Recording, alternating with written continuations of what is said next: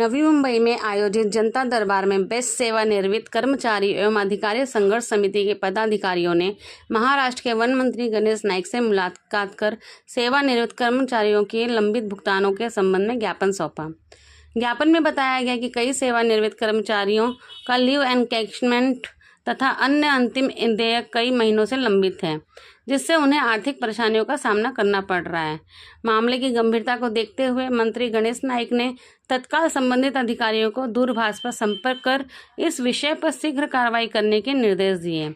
उन्होंने सेवानिवृत्त कर्मचारियों की न्याय संगत मांगों के प्रति सकारात्मक रुख अपनाते हुए आवश्यक स्तर पर फॉलोअप करने का आश्वासन भी दिया।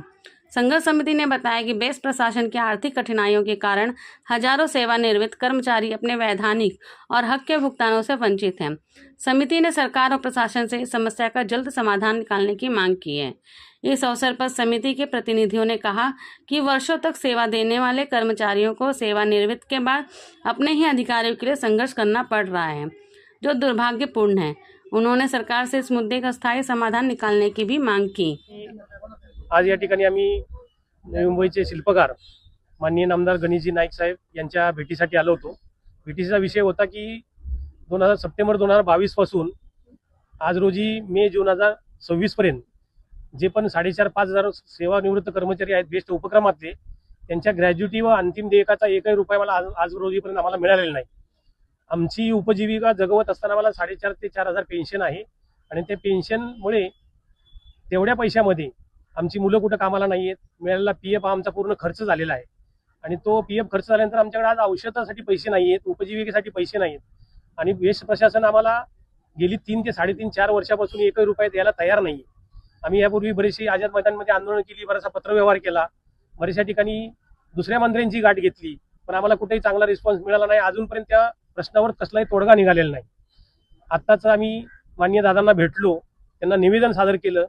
कमीत कमी 100 कर्मचारी आम्ही एकत्र येऊन भेटलेले आहोत। त्यांना दादांनी आम्हाला एक शब्द दिलेला आहे आणि त्या चर्चेच्या दरम्यान त्यांनी मुंबईच्या महापौर ऋतू तावडे मॅडम यांना फोन पण केला होता आणि येणाऱ्या काळामध्ये हा प्रश्न तुमचा नसून माझा आहे आणि मी तो नक्की सोडवण्याचा प्रयत्न करेल, एवढा मोठा शब्द आम्हाला दादांनी दिलेला आहे।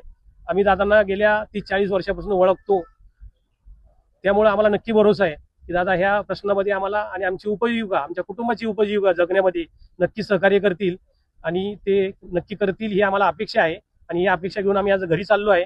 पण येणाऱ्या महिन्याभरात ही अपेक्षा पूर्ण होईल, पण दादाकडून नक्की पूर्ण होईल ही एक इच्छा व्यक्त करतो आणि थांबतो। तुमचं नाव? रशीद खान शेख। मॅडम, आमची मागणी अगदी हक्काची मागणी मागतोय आम्ही आणि त्याच्यासाठी आम्ही गेले 1.5 ते 2 वर्ष प्रयत्न करतोय। कारण 15 दिवसात आम्हाला आमची ग्रॅच्युटीची रक्कम मिळणं हे कायद्याने बंधनकारक आहे, पण ते आजपर्यंत इतकी आंदोलनं करून, इतक्या बैठका घेऊन, इतक्या चर्चा करून सुद्धा आम्हाला आमचा हक्क मिळालेला नाहीये। आमच्यापैकी आता बऱ्याच जणांनी सांगितलं तुम्हाला की आमचा पेन्शनचा आकडा इतका कमी आहे की त्याच्यात घर चालणं कठीण आहे। कितीतरी जण एकटे कमावणारे असतात, त्यांनाही हे कठीण आहे। ह्याच्या आधीच्या वेळेला असं केलं गेलं की 5%, 10% असं करत करत त्यांच्या रकमा दिल्या गेल्या, म्हणजे त्या आपण अजून संपूर्ण दिलेल्या नाहीये। पण आमची मागणी आहे की आम्हाला ही ग्रॅच्युटीची रक्कम एकरकमीच मिळाली पाहिजे। आज आम्ही माननीय गणेशजी नाईक साहेबांच्या दरबारात त्यांची भेट घेतलेली आहे। त्यांनी आम्हाला आश्वासित केलेलं आहे, त्यांनी महापौर महोदयांशी सुद्धा चर्चा केलेली आहे। त्यामुळे त्यांच्या मार्फत जर आमचं एक ग्रॅच्युटीचं म्हणजे उपदानाचं जी रक्कम आहे ती एक रकमी आम्हाला मिळाली तर आम्ही नक्कीच उपकृत असू। कारण आत्ताच पैसे नसल्यामुळे बेस्टनी 2 डेपो, धारावी आणि काळा किल्ला डेपो भाडे तत्वावर दिले, म्हणजे ते विकल्यातच जमा आहेत। त्यामुळे जर असं करून जर त्यांना रक्कम देता येत असताना सुद्धा जर आम्हाला भीक मागायला लागत असेल तर हे फारच दुर्दैवाची गोष्ट आहे। कारण आम्ही सगळ्यांनी 35 ते 40 वर्ष उपक्रमाची सेवा केलेली आहे। आपण सगळ्यांनी पाहिलेलं आहे की करोना असू दे, पावसाळा असू दे, किती पाणी भरलेलं असू दे, बेस्टची सेवा अविरत चालू असते। लाईट नवी मुंबईत जरी नसलं तरी विजेची असू दे, नाही तर बीएसटी बसची असू दे, हे सगळेजण आम्ही कार्यरत राहिलो म्हणून ही सगळी सेवा देत आलोय। तर आम्हाला जर अशा पद्धतीने वागवण्यात येणार असेल, येत आहे, तर हे नक्कीच चुकीचं आहे। त्यामुळे माझी अशी इच्छा आहे की संबंधितांनी ह्या सगळ्याचा व्यवस्थित आढावा घेऊन आम्हाला योग्य तो न्याय द्यावा आणि आमची हक्काची